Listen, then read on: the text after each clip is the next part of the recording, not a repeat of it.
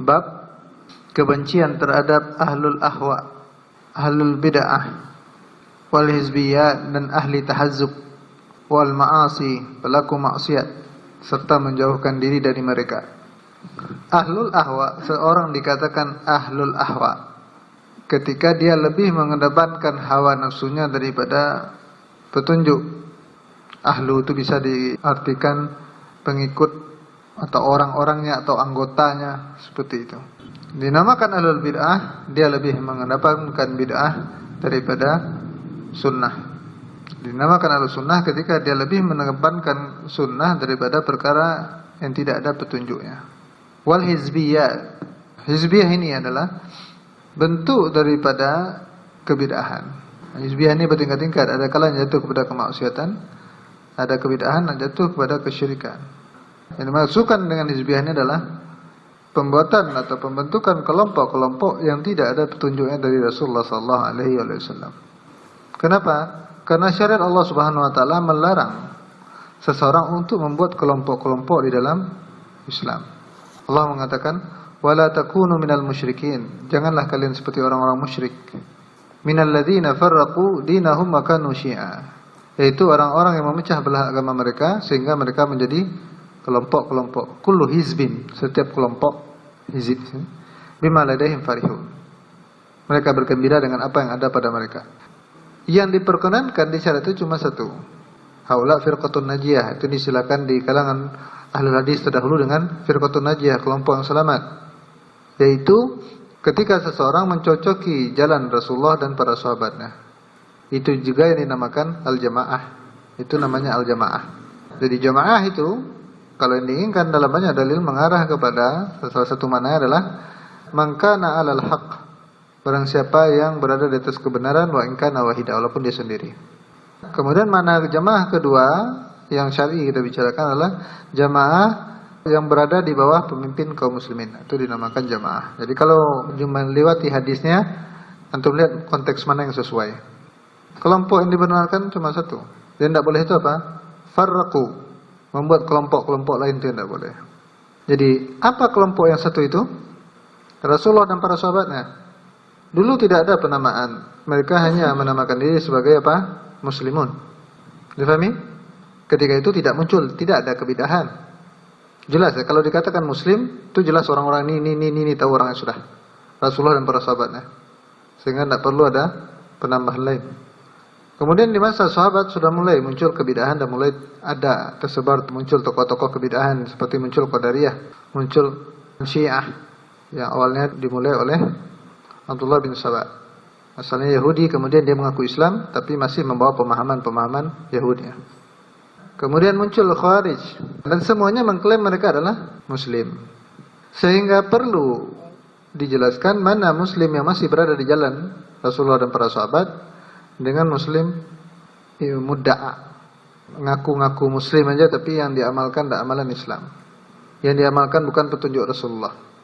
Maka muncul di situ adalah istilah kata ahlu sunnah. Secara umum dia orang Islam, tapi ada muslim yang mengikuti sunnah, ada muslim yang tidak mengikuti sunnah. Kenapa harus dibedakan? Karena al-haq itu harus dinampakkan dengan pemurnian. Kita belajar dari Sahih Muslim. Dan ulama terdahulu ini isi kandungan dakwah mereka seperti ini. Tidak boleh dicampur karena pencampuran al-haq dengan kebatilan dalam agama inilah sebenarnya rahasia kerusakan Yahudi dan Nasara. Bacalah untuk kitab penjelasan ulama tentang Yahudi dan Nasara. Kenapa hancur agama mereka? Padahal mereka diturunkan kepada mereka kitab. Ada nabinya. Bahkan nabi di kalangan Bani Israel jauh lebih banyak daripada di umat ini. Ini satu. Jadi sepanjang hayat umat itu mereka ditemani oleh seorang nabi, tapi kitab suci mereka coba lihat tidak bisa digunakan lagi. Disebabkan apa? Pencampuran antara hak dan kebatilan. Agama ini tidak, karena itu Allah menjaga agama ini. Salah satu bentuk penjagaannya itu akan tetap ada dalam umat ini orang-orang yang memurnikan. Pemurnian itu apa mana pemurnian? Disaring, yang tidak masuk dikeluarkan. Selama orang mau mengikuti pemurnian ini, insya Allah dia tetap berada di atas jalan Nabi. Dan kata jamaah itu munculnya ketika bersatunya kaum muslimin setelah terpecah, sebagiannya ikut Muawiyah dan sebagiannya ikut Ali radhiyallahu anhu. Kemudian ketika Ali meninggal, Sebagian kaum muslimin dipimpin oleh Al-Hasan bin Ali radhiyallahu anhu, kemudian Al-Hasan menyerahkan seluruhnya kepada Muawiyah, sehingga ketika itu muslim dipimpin oleh Muawiyah radhiyallahu anhu seluruhnya. Dan tahun muslim bersatu itu dinamakan tahun Jamaah. Kemudian mulai pula Ahlul Bidah. Coba lihat ya, ini ciri ya. Ahlul Bidah ini sibuk dengan slogan. Mulai pula Ahlul Bidah, kemudian mereka menamakan diri juga sebagai apa? Ahlus Sunnah wal Jamaah. Bahkan mereka mengatakan yang aswajah itu kami. Oh, ini Wahabi nih. Coba lihat ya. Salah satu modus Ahlul Bidah atau pelaku kesesatan untuk menjatuhkan Ahlul Haq adalah dengan disebutkan orang itu pembunuhan karakter. Dan ini terjadi di masa para nabi.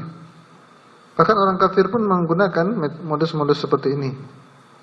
Coba lihat bagaimana para nabi dulu dibilang orang gila. Tujuannya apa? Biar orang nggak ikut. Dibilang nabi penyihir, biar apa? Biar orang tidak yakin kalau itu mukjizat. Dibilang seorang nabi itu penyair, biar apa? Biar orang menyangka itu dia sastrawan, itu karena pandai ngomong aja dia bisa seperti itu. Tujuannya satu, yaitu menjatuhkan si pembawa kebenaran. Orang-orang yang membawa kebenaran dituduh dengan tuduhan yang tidak benar dan dilakopi, digelari dengan gelaran-gelaran yang membuat orang menjauh, membuat orang empati, hilang simpati orang.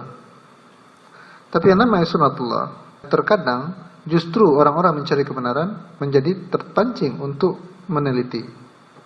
Dan antaranya pernah disebutkan kisah siapa?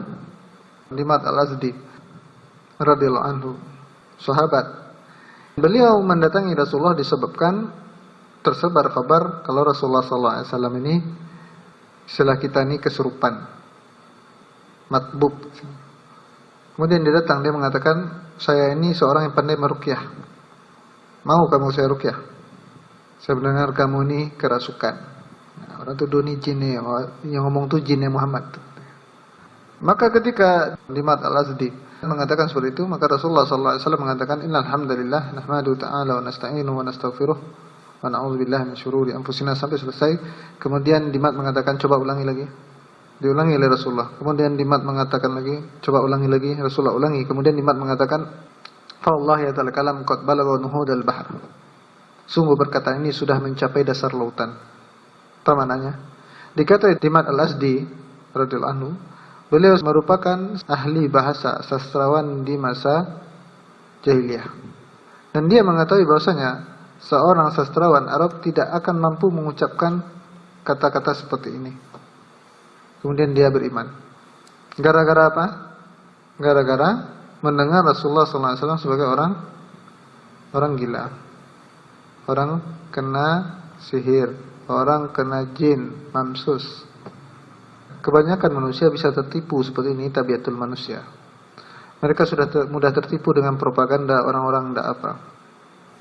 Para ulama pun tidak lepas seperti itu. Tidak lepas dengan tuduhan macam-macam. Kata-kata Wahabi ini muncul dari kalangan Ahlul Bidah. Ya, mereka tidak senang dengan namanya sunnah. Kenapa? Karena kata-kata Wahabi ini dulu populer awal kata penggunaan Wahabi ini adalah penamaan sekelompok Khawarij di bagian Afrika Utara. Ada dulu kelompok Khawarij namanya apa? Wahabi. Kerjanya bantai orang sudah. Kemudian ketika muncul dakwah Syekh Muhammad Abdul Wahab, nama Wahabi itu dipakaikan. Karena apa? Karena orang sudah alergi dengan nama Wahabi itu. Difahami ini? Itu yang diapakan sampai sekarang. Antum lihatlah kitab-kitab sirah, kitab-kitab sejarah, asal penggunaan Wahabi itu, untuk Khawarij semua yang suka membantai kaum muslimin. Paham antum nih? Sama seperti antum lihat orang-orang kayak ini bilangnya apa? Al-Qaeda itu sesat, pembunuh kaum muslimin. Tapi ketika lihat orang istiqomah menampakkan sunnah, dituduhnya apa? Al-Qaeda. Nah, sama kisah Wahabi itu kayak ginilah. Tujuan mereka apa? Karena orang kalau udah dengar Al-Qaeda alergi, orang ini bahaya nih. Pada hakikatnya beda. Padahal yang banyak membantah Khawarij itu ya Al-Qaeda yang mereka tuduh ini. Yang menjelaskan kebatilan Wahabi terdahulu itu ya Wahabi yang mereka tuduh ini. Tapi namanya Ahlul Bidah, mereka tidak senang ini dengan ini, semuanya mereka katakan ini simah Ahlul Bidah, maka berhati-hati. Tuduhan-tuduhan seperti ini mereka sering menggunakan lakop-lakop. Ini cara Ahlul Bidah. Yang ada hasutan dan propaganda. Sementara Ahlus Sunnah mengajarkan orang untuk mencari kebenaran di atas dalil, menghukumi kesalahan di atas dalil. Tidak ada hasut menghasut, tidak ada doktrin mendoktrin. Ini yang membedakan. Ini yang membuat orang nggak senang. Kenapa? Karena kalau orang diarahkan kepada dalil, doktrin itu semuanya gugur. Nggak ada faedah doktrin itu. Ini diantara sebab kenapa? Kenapa munculnya hizbiyah ini? Kenapa munculnya kelompok-kelompok di dalam sunnah? Kenapa muncul ada kelompok-kelompok yang keluar dari jalan-jalan sunnah? Kelompok-kelompok ini muncul tidak lain karena adanya doktrin-doktrin. Kalau semuanya mereka betul-betul mengikuti sunnah, mereka nggak akan pecah. Kenapa? Jalannya satu. Tapi ketika mulai ini ada pemikiran satu, dibuatnya kelompok satu, ini pemikiran satu, buat kelompok satu, dibikinnya kelompok. Terkadang gara-gara kelompok ini pun pecah. Yang ini tidak sesuai, tidak tenang, karena ada kepemimpinan. Mereka bikin suatu kepemimpinan. Ketahui ya, dakwah ini tidak ada kepemimpinan. Rasulullah SAW ketika mengutus Mu'adz bin Jabal dan Abu Musa al-Asy'ari ke Yaman, mengutus untuk berdakwah. Siapa yang diutus? 2 orang. Padahal yang lain banyak. Jadi dakwah itu nak rame-rame ya. Main bawa-bawa gitu aja enggak. Ayo rame-rame kita baru masuk Islam, ayo kelompok, ayo rame-rame kita dakwah, ayo rame kita dakwah. Diutus itu orang yang berilmu, orang yang diketahui, mampu mereka untuk menjelaskan. Apa kata Rasulullah SAW kepada mereka berdua? Tatawwa'u wa la takhtalifu. Yassiru wa la tu'assiru, sakkiru wa la tunaffiru. Itu pesan Rasulullah kepada mereka. Tatawwa' asal dari kata taat. Kalau kata taat ini satu arah atau 2 arah? Satu arah. Tatawwa'u ini katanya 2 arah. Sama dengan ana menolong. Menolong satu arah atau 2 arah? Satu arah. Kalau 2 arah apa? Ta'awanu, tolong menolong, ini 2 arah. Dan di situ selalu apa? Tatawau, saling taat. Kalau saling taat itu maknanya apa? Sukarela. Apa kebenaran disampaikan diterima, apa yang disampaikan ini kebenaran diterima. Tidak pokoknya saya gini mau gini. Tidak. Dakwah itu dibatasimu. Siapa yang bersama kebenaran itu yang kita ikuti. Nama tatawau. Mana yang ada kebenaran kita ikut. Mana yang ada kebenaran kita ikut. Nah, ada pemimpin. Makanya orang-orang yang berkeinginan mencari jadi pemimpin dalam dakwah, mereka enggak akan sabar menjalankan petunjuk Nabi. Itu yakinlah. Antum akan lihat kelompok-kelompok, bahkan kelompok-kelompok yang mengaku salafi di dunia ini, di negara ini, di provinsi ini, di kota ini, antum lihat kalau ada mengarah kepada suatu kepemimpinan, keinginan untuk memimpin, ini tidak ada petunjuk dari salaf dan lain. Kalau kita taat kepada dia, terus pemerintah mau ditaruh di mana? Pemerintah mau diletakkan di mana? Ketaatan itu ketaatan kepada pemimpin yang sah yang dimasukkan di situ, selama dia tidak memerintahkan kepada kemaksiatan. Karena Rasulullah mengatakan innamat ta'ah fi ma'ruf la ta'ata li makhluk fi ma'siyatil khaliq. Sesungguhnya ketaatan itu hanya perkara yang ma'ruf. Perkara ma'ruf itu adalah ma'urifa fi syara' khairuhu. Apa-apa yang diketahui di dalam syariat kebaikannya itu namanya ma'ruf. Diperkenankan dalam syariat. Kalau diperintah kita untuk itu kita wajib taat. Tapi kalau kita disuruh untuk melakukan perkara mungkar ma'unkira syara', apa-apa yang diingkari oleh syariat, tidak boleh kita taat. Jadi taat kita umum, maksudnya taat secara umum. Adapun rinciannya sesuai dengan apa yang diperintahkan untuk memimpin. Yang lain tidak ada lagi, kecuali antum safar. Safar itu kalau safarnya 3 orang, dia harus pilih amir 1. Dia taat ikut. Kenapa? Safar itu berat. Kalau tidak ada yang mengarahkan, nanti masing pengen sini ke sini, susah dalam perjalanan. Karena ada hadis khusus tentangnya. Yang ada tuh mas'uliyah, penanggung jawab. Misalnya ingin membangun, yang satu bilang sudah, yang masalah makanan tukang anak yang handle, fulan yang handle. Ini tidak ada masalah. Artinya dia penanggung jawab, dia mengkoordinasikan, bukan dia memerintah atas bawahan. Tidak akan juga seperti itu. Kalau antum ingin memerintah orang atas bawahan, antum ikat dia dengan muamalah manusia. Jual beli bisa antum jadi bos untuk perintah dia. Itu pun tidak terikat sepenuhnya. Kenapa? Kalau dia tidak cocok dia berhenti, dia pergi. Tapi dakwah mana bisa antum mempecat-pecat orang dari dakwah? Antum sudah, antum tidak ikut, antum tidak salafi lagi. Mana ada seperti itu? Tidak ada. Ini agama milik Allah Subhanahu Wa Taala. Ini yang dipahami orang. Agama bukan agama dia. Dakwah ini bukan dakwah dia. Dakwah Allah. Dia tinggal ikut saja. Kalau dia memiliki cara-cara tersendiri, itu dakwah dia berarti bukan dakwah Allah. Ini disebutkan oleh Syekh Utsaimin rahimahullah taala. Di antara doa itu ada yang mengajak orang kepada kitab, ada mengajak doa kepada dirinya. Antum lihat di situ. Kalau orang tidak menyeru manusia kepada dalil, maknanya dia menyeru orang kepada selain dalil. Bukan menyeru kepada agama Allah, menyeru kepada apa? kelompoknya, sehingga terbentuklah kelompok-kelompok seperti ini. Walaupun dia menamakan salaf, walaupun karena tidak ada kelompok-kelompok dalam salaf. Ini majelis para sahabat perang Uhud, ada? Walaupun orang tahu mereka memang ahli perang Uhud, tapi mereka sendiri tidak membuat kelompok tertentu yang ada, misalnya ketuanya Abu Bakar, misalnya ini Umar, apa yang tidak ada. Kalau kita mengaku pengikut salaf, kerjakan saja apa yang didapat salaf. Ini sebagaimana perkataan Sufyan Ats-Tsauri rahimahullah taala, beliau mengatakan, "Kif haitsu waqafal qaum." Berhentilah kamu di mana kaum itu berhenti. Itu salaf terdahulu. Wa qul bima qalu, dan ucapkanlah sebagaimana apa yang mereka ucapkan. Kemudian lakukanlah apa yang mereka kerjakan, niscaya ya fa innahu yasauka ma wasi'ahum. Maka apa-apa yang membuat mereka lapang, kamu pun bisa merasa lapang. Jadi sebenarnya kalau kita mendapatkan satu sunnah, tapi kita berat menjalankan, mananya apa? Kita tidak mengikuti salaf ini secara keseluruhan. Kalau detail perbuatan salaf itu kita ikuti satu-satu, mulai dari kecil-kecil, nanti yang besar pun jiwa kita lapang. Kenapa kita tidak bisa mengamalkan satu dalil? Karena kita tidak mengikuti salaf ini secara keseluruhan, ada yang kita pilih-pilih. Ini masalahnya. Jadi datang satu dalil, ada perkara kita tidak tahu, sekarang kita tahu, gampang saja kita mengamalkan. Antum tahu, khamar ini di masa sahabat itu minuman sehari-hari, sehingga mereka satu tempat itu bertong-tong ada mereka punya. Minuman biasa itu zaman dulu, sebelum diharamkan. Awalnya khamar ini tidak diharamkan seluruhan, diharamkan kalau mau sholat. Penjelasan untuk mendapatkan di tafsir firman Allah Subhanahu Wa Taala, la taqrabu sholata wa antum sukara hatta ta'lamu ma taqulun. Jangan kamu melakukan sholat dalam keadaan mabuk sampai kamu menyadari apa yang kamu ucapkan. Setelah itu dilarang keseluruhan. Ketika dilarang keseluruhan apa? Langsung para sahabat itu mereka hancurkan. Tong-tong khamar itu mereka tumpahkan semua. Tidak ada komplain-komplain, nggak ada tanya. Udah dilarang-larang, putus, selesai semua. Mudahnya sahabat. Ini rahasia sebenarnya. Kenapa mudah sekali sahabat itu menjalankan perintah tanpa banyak tanya-tanya, tanpa banyak pikir-pikir? Karena mereka membiasakan apa mereka dapatkan dari perkara-perkara terkecil mereka kerjakan. Jadi tidak ada pertentangan di hati, berat-berat, tidak ada lagi berat sama mereka. Kalau celaan orang sudah terbiasa, kita diam pun dicela orang. Nabi pun tidak selamat dari celaan manusia.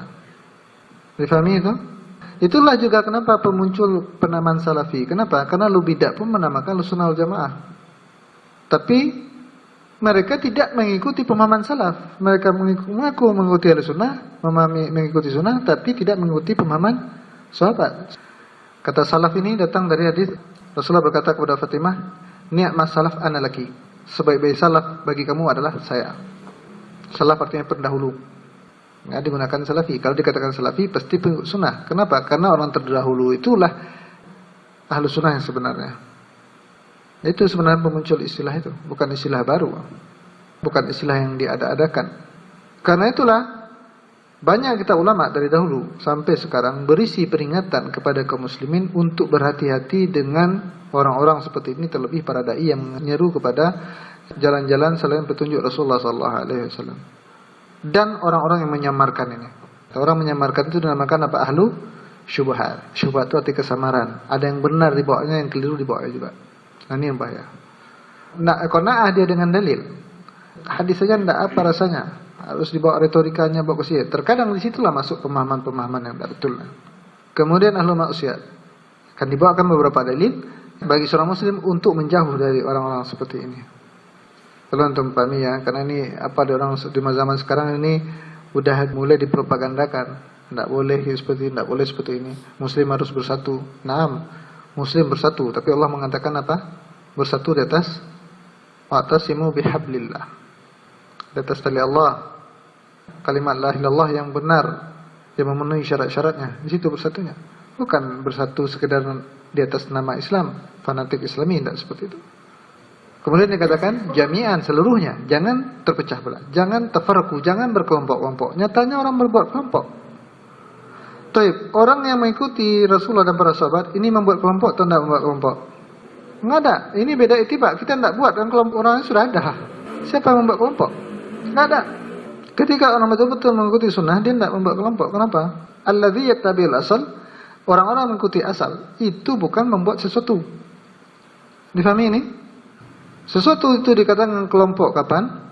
Kalau dia membuat sesuatu di luar itu baru dia membuat kelompok. Maka Allah mengatakan, wa'tasimu bihablillah, bersatulah kalian di tali Allah. Mana tali Allah? Itu yang dibawa oleh Rasulullah dan para sahabatnya, itu tali Allah. Wala tafarraqu, jangan kalian berpecah belah. Berpecah maknanya apa? Keluar dari asal. Wa anna hadza siratu mustaqima fattabi'uh wa la tattabi'us subula fatafarraqu bikum an sabilih. Dzalikum wasaqum bihi la'allakum tattaqun. Dan ini adalah jalanku yang lurus, ikutilah. Wala tattabi'us subul, janganlah kalian mengikuti jalan-jalan yang lain. Fatafarraqu bikum an sabilih, sehingga kalian berpecah dari jalannya. Ini makna berpecah. Apa makna berpecah? Mengikuti jalan yang itu makna membuat satu kelompok. Baik dia menamakan dengan resmi, legal atau enggak legal. Ketika orang itu keluar dari Al-Quran, hadis dan pemahaman sahabat, mana dia membuat satu kelompok. Bukan mana kalau dia legal berarti legal di sisi manusia belum tentu sah di sisi Allah. Aneh kita melihat manusia sekarang seolah-olah perkara akhirat itu bisa dilegal-legalkan aja di dunia ini. Yang haram kalau legal itu gimana? Judi misalnya, gimana? Khamar pun di sebagian tempat dilegalkan, dikasih izin pabrik khamar. Sekarang orang tertipu menggunakan nama-nama, ini dah legal, ini dah legal.